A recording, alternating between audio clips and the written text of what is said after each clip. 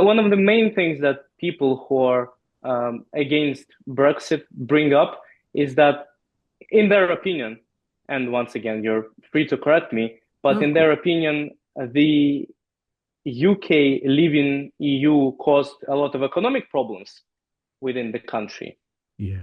When you Is that true, or Well, that it's not happened represented in the because of? GDP. It's not represented in the figures for GDP. So anyone can go and get those figures. And the main thing you notice, if you look at GDP back to about 1990, the main thing you notice is that for EU member states, their GDP basically stagnates for the whole period, whereas, for example, America grows substantially faster. Now, that will have had a really Mm, material impact on the citizens of all the member states. Their GDP has been basically stagnant for 30 odd years. And that's really not good enough when it's a moral imperative to do better.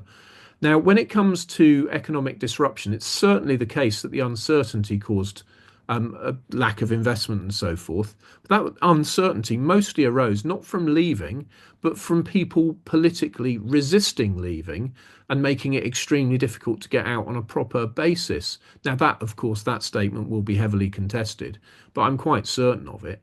The other thing I'd say is following our exit, of course, we had the COVID pandemic. And if you again you look at the GDP figures, it's COVID that hit all our economies hard.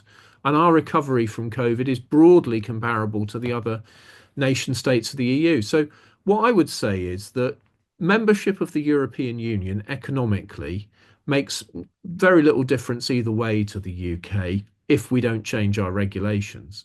There's an opportunity is to regulate differently and get ourselves into a position that we can grow at a similar rate to the way the United States has grown in the past.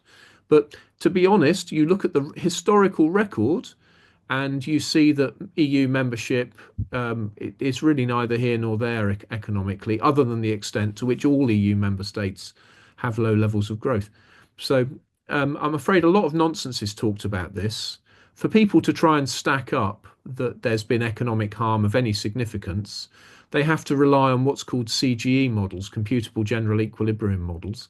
And even those models, by their own economists' descriptions of them, they don't represent forecasts of what will happen. They're just a tool for comparing policies, comparative analysis. So I'm afraid a lot of false claims are made based on models which don't purport to say what the campaigners say they do. But there's been 9 years of relentless negative propaganda against leaving the EU, and I'm afraid it's cut through to people. Hmm. I do think that most people are even now resisting and think of maybe rejoining the EU at some point. Well, The the polling's Yeah, what the it thing is on is, that, but what I would say is the EU won't want us back, not for a long time. with free trade, are isn't Brexit caused a lot of trade problems for with the EU membership countries?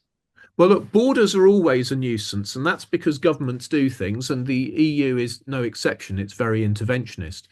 But what you discover is that the European Union puts up a lot of non-tariff barriers. That's really what the single market is about. It's about having no barriers within the EU, and even the EEA has barriers because of customs. But And the that's a good thing, no? no barriers are a bad thing. I mean, if it's no tariff. So there's a huge amount of confusion here when we're talking about this. I am in favour of unhampered free trade. I would like free trade with the whole world, including the EU, but I'd like it to be undistorted by state subsidies in nation states. Of course, that is a huge problem. And I think that having tariffs to defend a market against unfair anti-competitive distortions from other nation states, that's fair enough. So defending yourself against other markets distorting the economy is fair enough. But otherwise, I'd like to abolish both tariff and non-tariff barriers to free trade. The problem with the EU is it's only a free trade environment within the EU. They actually erect a lot of non-tariff barriers to the rest of the world. Now, it's true that by us leaving the EU, we end up susceptible to some of their non-tariff barriers. But this is a big choice for all of us. Do we want to live in a world where special vested interests secure non-tariff barriers to trade and thereby exploit consumers? Or do we want to live in a free trading world where these barriers are torn down? Now, given that the growth that's coming in the world will come from everywhere else but the European Union, which will be stagnant, which is stagnant, it's better for us to turn to the rest of the world and trade, because although the EU is a share of our trade is quite substantial, it's not the majority. It's less than half and declining. So, our future prosperity depends on domestic re-regulation, deregulation, doing things differently at home, and also trading more freely, especially in services, with the rest of the world. Now, there was a lot of confusion on this whole Brexit thing. And when this happened, I know mostly conservatives supported this decision.